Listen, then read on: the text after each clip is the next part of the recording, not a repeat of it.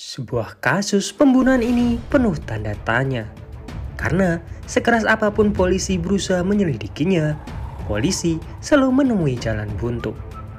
Apa yang sebenarnya berusaha ditutupi di balik kasus pembunuhan ini? Dan inilah Perfect Number.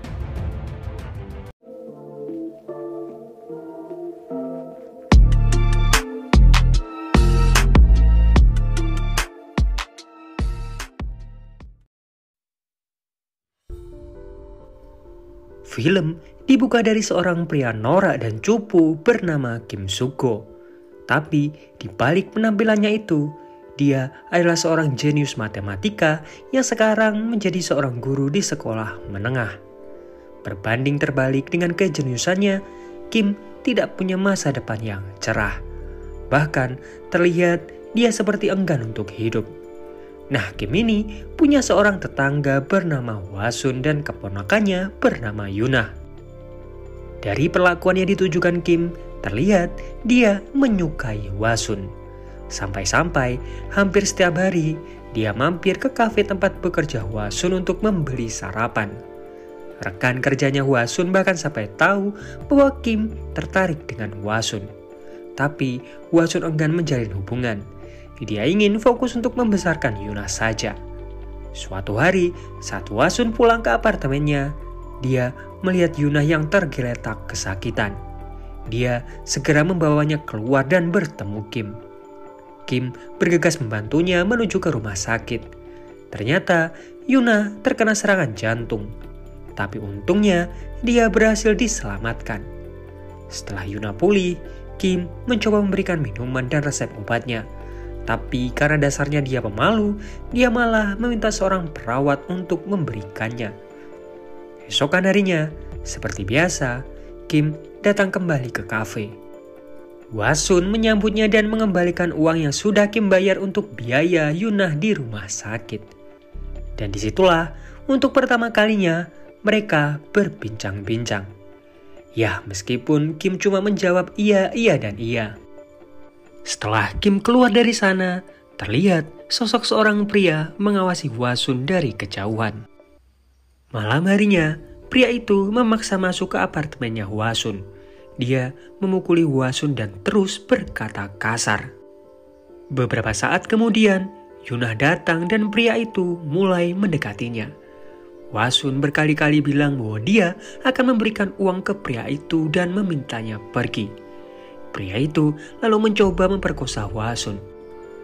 Nah, hal itu terdengar sampai ke apartemennya Kim. Hwa-sun mencoba melawan, tapi pria itu terus memukulinya. Kim cuma bisa terdiam mendengar suara pukulan demi pukulan. Tapi tiba-tiba suara itu berhenti. Ternyata Yuna memukul pria itu sampai dia pingsan. Pria itu kembali sadar dan memukul Yuna kembali. Hwa-sun mencoba mencegahnya, tapi dia juga ikut dipukuli. Sementara Kim masih saja bingung antara dia membantu atau cuma diam saja di apartemennya. Hwa-sun mengambil kabel setrika dan mencekik pria itu. Yuna juga ikut membantu memegang tangan pria itu. Pada akhirnya pria itu pun tewas. Tiba-tiba bel berbunyi. Mereka berdua ketakutan dan panik. Hwa-sun menutupi mayat pria itu dan meminta Yuna untuk tetap diam. Ternyata itu adalah Kim. Dia cuma memastikan apakah Hwa-sun baik-baik saja. Setelah Kim pergi, Hwa-sun berencana menelpon polisi dan menyerahkan diri. Tapi di sini Yuna juga akan ikut menyerahkan diri. Dia juga membantu Hwa-sun membunuh pria itu. Hwa-sun melarangnya. Tiba-tiba bel berbunyi kembali. Kim menawarkan bantuan ke mereka. Dia tahu apa yang sudah terjadi. Kim menanyakan siapa pria itu. Hwa-sun pun menjawab kalau pria itu mantan suaminya bernama Chol-min. Kim bilang jika Hwa-sun akan menyerahkan diri, Yuna pasti akan ikut ditangkap. Karena bekas gigitan di tangan korban adalah gigitan dari Yuna. Sekeras apapun Hwa-sun berusaha berkelit, polisi tetap akan mencurigai Yuna membantu pembunuhan ini. Tapi dia akan membantu memikirkan caranya. Kim menanyakan apa sebelumnya Chol-min menghubunginya. Hwa-sun bilang Chol-min tidak memiliki nomornya yang baru. Jasad Chol-min lalu diperiksa dan Kim menemukan sebuah kunci. Dia berpikir sejenak lalu bertanya kembali apakah Hwa-sun suka menonton. Esok harinya, polisi menemukan sebuah jasad. Jasad ini sangat rusak, bahkan sidik jarinya juga dihilangkan. Penyelidikan diketuai Detektif Cho. Detektif Cho bingung karena dengan kondisi jasad seperti itu, tim forensik setidaknya membutuhkan 3 minggu untuk mengidentifikasi jasadnya. Detektif Cho lalu melihat sekeliling. Dia menemukan kunci motel yang coba dibakar. Polisi lalu bergegas ke motel tersebut. Di sana, Detektif Cho menemukan identitas korban yang ternyata Chol-min. Apalagi setelah mencocokkan DNA rambut korban dan rambut di motel, DNA-nya mirip. Dari hasil otopsi, penyebab kematian korban karena dicekik. Dan kalau dilihat dari polanya, tim forensik yakin bahwa itu kabel setrika. Detektif Cho menambahkan bahwa Chol-min menyewa sepeda di jam 7 malam. Jadi, ada kemungkinan pembunuhannya di antara jam segitu. Kemungkinan jika menggunakan sepeda, Chol-min pasti mengunjungi mantan istrinya yaitu Hwa-sun. Detektif Cho lalu menemui Hwa-sun. Setelah mengabarkan bahwa Chol-min ditemukan tewas terbunuh, Detektif Cho menanyakan kemana Hwa-sun di tanggal 9 November. Sambil gugup, Hwa-sun menjelaskan bahwa sepulangnya bekerja, dia menonton film di bioskop dengan keponakannya. Malam harinya, Kim menelpon Hwa-sun menggunakan telepon umum. Hwa-sun menjelaskan bahwa dia sudah melakukan seperti apa yang dikatakan Kim. Kim lalu bilang, setelah ini Yuna akan dimintai keterangan untuk memastikan alibinya Hwa-sun. Hwa-sun sangat gugup. Dia bingung kenapa polisi bisa tahu secepat itu. Tapi Kim mencoba menenangkannya dan meminta Hwa-sun hanya menjelaskan apa yang ditanya polisi saja. Kim menanyakan apakah Hwa-sun sudah menyiapkan tiket bioskopnya. Hwa-sun menjawab tiket itu dia simpan di dompet untuk berjaga-jaga. Kim memintanya untuk menaruh tiket itu di brosur dan melipatnya, karena tidak ada orang yang menyimpan tiket bioskop di dompetnya. Justru hal itu akan membuat polisi semakin curiga. Intinya, Kim tidak bisa terus menghubungi Hwa-sun karena dia pasti sedang diawasi. Tapi, dia akan menghubungi Hwa-sun sesekali untuk memberikan arahan. Di tempat berbeda, Detektif Cho menemui temannya Hwa-sun. Temannya ini bilang, Hwa-sun orang yang sangat baik. Bahkan, dia merawat anak kakaknya yang sudah meninggal. Setelah mendengar kematian Chol-min, temannya ini sangat senang karena akhirnya Hwa-sun bisa hidup tenang. Detektif Cho lalu menemui Hwa-sun kembali dan menanyakan tentang tiket bioskop. Hwa-sun berpura-pura mencarinya dan bilang dia tidak menemukannya. Tapi dia lalu melihat di tempat sampah dan memungut brosur yang ada tiket bioskopnya. Detektif Cho semakin bingung. Dia yakin Hwa-sun ini pelakunya. Motif pembunuhannya pun kuat dan dia juga punya bekas luka di tangannya. Dia yakin luka itu didapat karena berusaha mencekik korban. Tapi dia punya alibi dengan tiket bioskop itu. Malam harinya, Detektif Cho dan rekannya mengawasi Hwa-sun. Hwa-sun yang baru pulang diarahkan oleh Kim dan diberi sesuatu. Mereka lalu kembali ke apartemen mereka masing-masing seakan tidak akrab. Detektif Cho dan rekannya lalu menemui Yuna dan menanyakan tentang film yang dilihat mereka di tanggal 9 Desember. Setelahnya, Detektif Cho mengunjungi apartemennya Kim. Hwa-sun ketakutan, takut jika semua ini ketahuan. Tapi ternyata Kim adalah teman SMA-nya Detektif Cho. Di sini, Detektif Cho menceritakan tentang kasus yang sedang dia selidiki. Setelahnya, Hwa-sun bertanya apa yang ditanyakan polisi tadi. Kim memintanya untuk tenang dan menyodorkan uang sambil berbisik bahwa Hwa-sun sedang diawasi. Detektif Cho yang melihat Hwa-sun bilang, pasti saat ini Hwa-sun sedang panik. Tapi rekannya bilang alibinya Hwa-sun ini kuat. Setelah dia memeriksa kartu kreditnya, ternyata benar dia membeli tiket di jam-jam pembunuhan. Detektif Joe tetap bersikeras bahwa alibi itu bisa dibuat dan Wasunlah pelakunya. Nah, di sini Detektif Joe cerita bahwa teman yang dia temui tadi adalah orang paling jenius yang pernah dia kenal. Sementara Kim menghubungi Wasun kembali. Dia menjelaskan bahwa Detektif Joe adalah temannya. Memang ini di luar perhitungannya. Tapi semua masih berjalan seperti apa yang dia rencanakan di awal. Dia lalu menanyakan apa yang dikatakan Yuna tadi. Yuna bilang dia sudah melakukan seperti apa yang dikatakan Kim kepadanya. Kim bilang bagus dan semua persis seperti yang dia rencanakan. Sementara Detektif Joe meminta rekannya untuk memeriksa CCTV. Nah, rekannya ini menemukan Wasun dan Yuna yang benar-benar datang ke bioskop di tanggal 9. Detektif Joe masih tidak percaya dan mencoba mencari kejanggalan. Tapi pada akhirnya dia tidak menemukan apapun. Esok harinya, atasannya ini sangat kesal karena para polisi ini belum juga menemukan siapa pelakunya. Malam harinya, Kim menemui Wasun di rooftop. Wasun panik karena besok polisi memintanya untuk melakukan tes kebohongan. Dia takut semua akan terungkap. Kim berusaha menenangkannya. Wasun juga bingung kenapa polisi selalu bertanya ke dia tentang tanggal 9. Kim memintanya untuk tidak memikirkannya. Menurut perhitungan Kim, polisi nantinya pasti akan menemukan pelaku lain. Esok harinya, tes kebohongan dimulai. Pertanyaan diawali dari Wasun yang menonton film di tanggal 9. Wasun menjawab dengan jujur. Lalu apakah setelah menonton film itu, dia bertemu dengan mantan suaminya? Detektif Joe seakan menunggu jawaban ini. Tapi di sini dia kaget ketika Wasun jujur dan dia tidak bertemu dengan Cholmin di tanggal 9.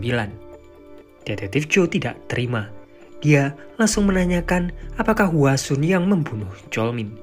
Disitulah mesin kebohongan bereaksi. Tapi dokter yang mengetesnya meminta Detektif Joe untuk keluar. Wasun bisa bernafas lega dan dia membuatkan beberapa makanan yang enak untuk Yuna. Esok harinya, Yuna mendekati Kim. Dia tahu alasan Kim membantu mereka karena Kim menyukai Wasun. Dari semalam, Wasun ini menunggu Kim untuk menghubunginya. Perkataan Yuna itu membuat Wasun tersenyum bahagia. Paginya, saat Kim pergi ke kafenya Wasun ternyata sudah mempersiapkan sarapan untuk Kim dan sebuah hadiah. Kim membuka hadiah itu yang berisi syal dan ucapan terima kasih karena sudah membantunya. Sementara itu, polisi dibuat frustasi mencari siapa pelaku pembunuhan Cholmin. Di tempat kerjanya Wasun, dia didatangi seorang pria sebut saja Nam. Nam ini mendengar tentang kematian Cholmin. Dia menawari Wasun bantuan, tapi Wasun menolaknya karena dia sudah sering dibantu oleh Nam. Karena hujan turun, Nam menawarinya tumpangan pulang. Nah, saat sampai, ternyata polisi masih mengawasi Wasun. Kim juga ada di sana melihat pria itu. Dia hanya diam dan berlalu tanpa sepatah kata pun. Kim lalu menelpon Wasun. Kim bertanya siapa pria tadi. Wasun menjawab bahwa dia kenalannya di tempat kerjanya dulu. Karena dulu Nam pernah meminjamkannya uang, dia jadi sungkan kalau tidak menyambutnya. Kim menutup teleponnya. Tampak kekecewaan dari raut wajahnya. Saat pulang, ternyata Detektif Joe sudah menunggunya. Detektif Joe cerita bagaimana dia sangat frustasi untuk menemukan pelakunya. Karena mabuk, Detektif Joe ketiduran di rumahnya Kim. Tidak sengaja, dia menemukan sebuah catatan di buku milik Kim. Kim sadar dan langsung menyembunyikan buku tersebut. Nah, dari apartemennya Kim ini terdengar suara Yuna yang berpamitan sekolah. Detektif Joe lalu mengajak Kim untuk membeli sarapan. Di jalan, mereka melewati terowongan. Di sanalah hidup beberapa gelandangan. Salah satu gelandangan seperti mengenali Kim, tapi dia seakan acuh.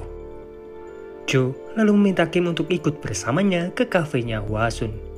Kim lalu memberikan kode agar Hwasun tetap tenang. Tiba-tiba rekannya menelpon.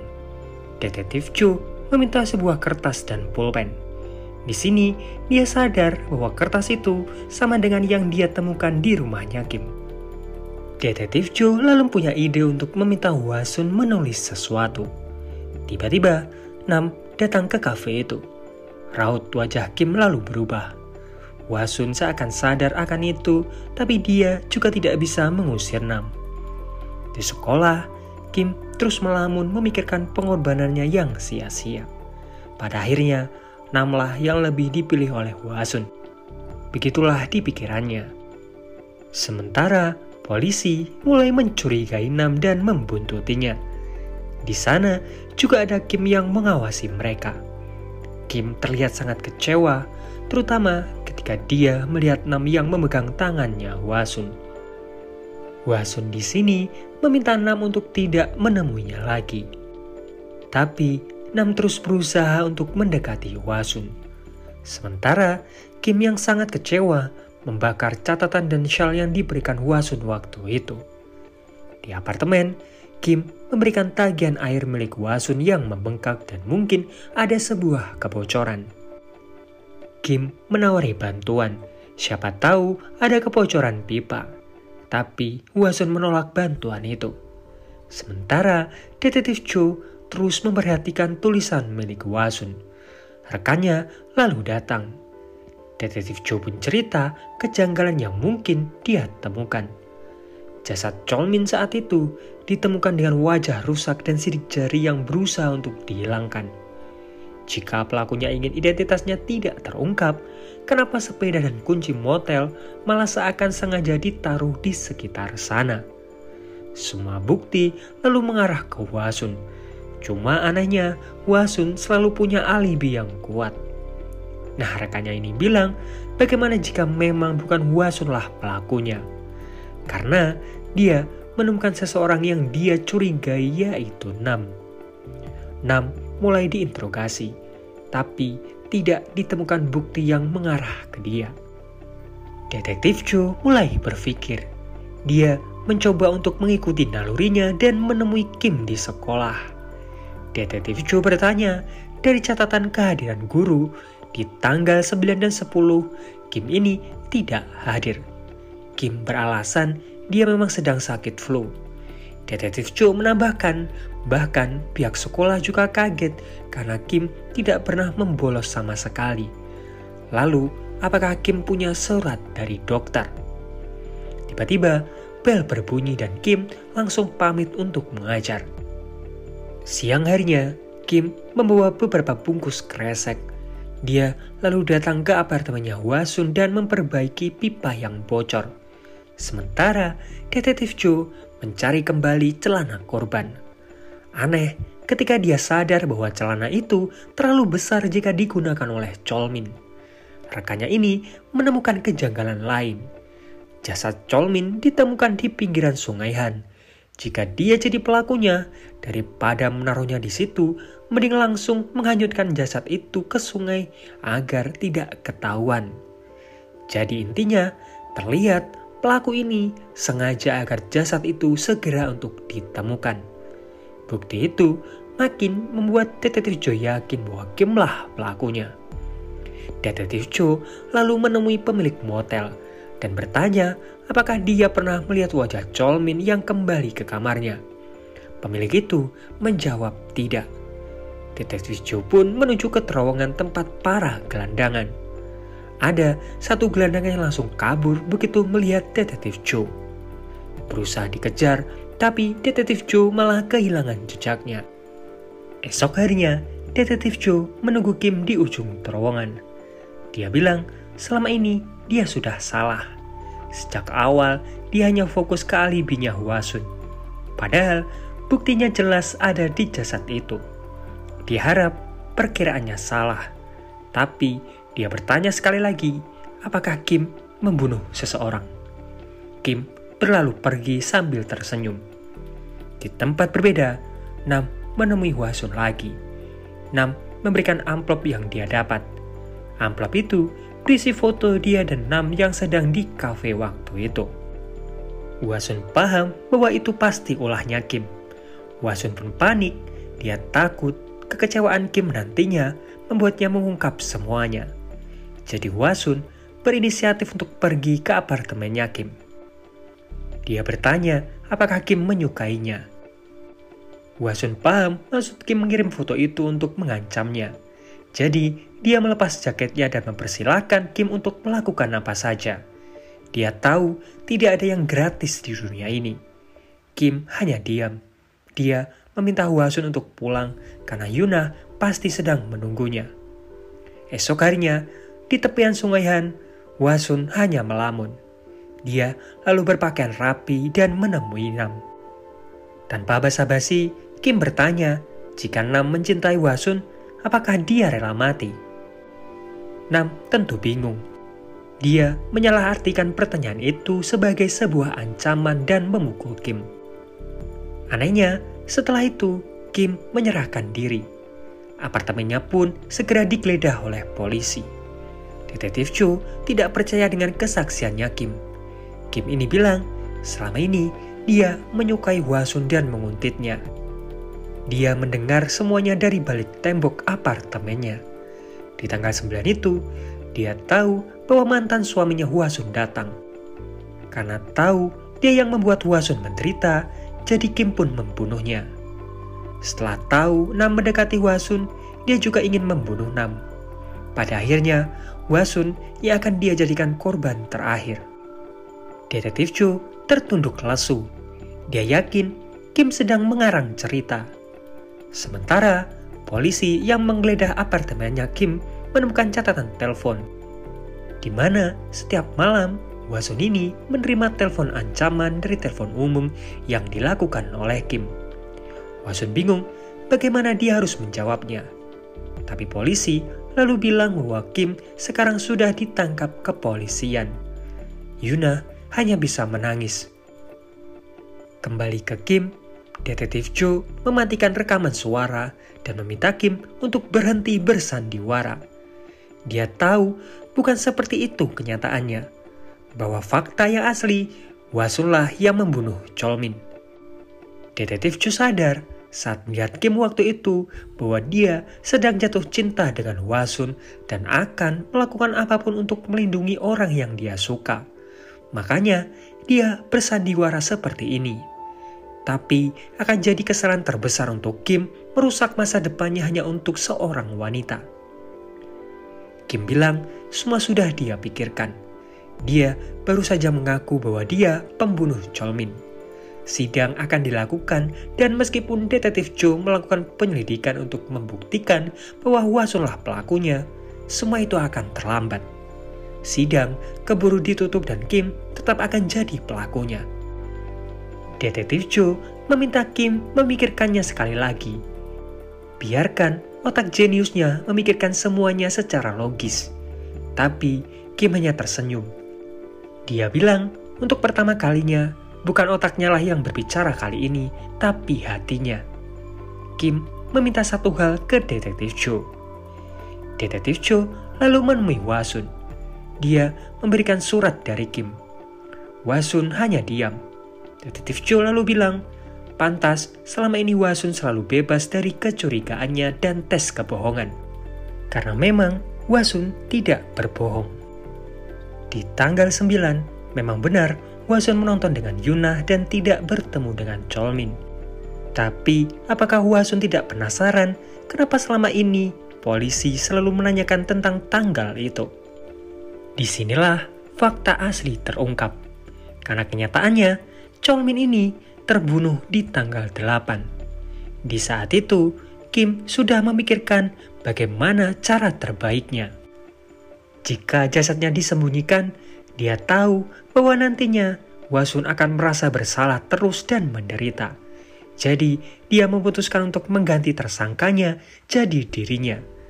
Jadi, di tanggal 9, dia membunuh gelandangan yang dia temui di terowongan.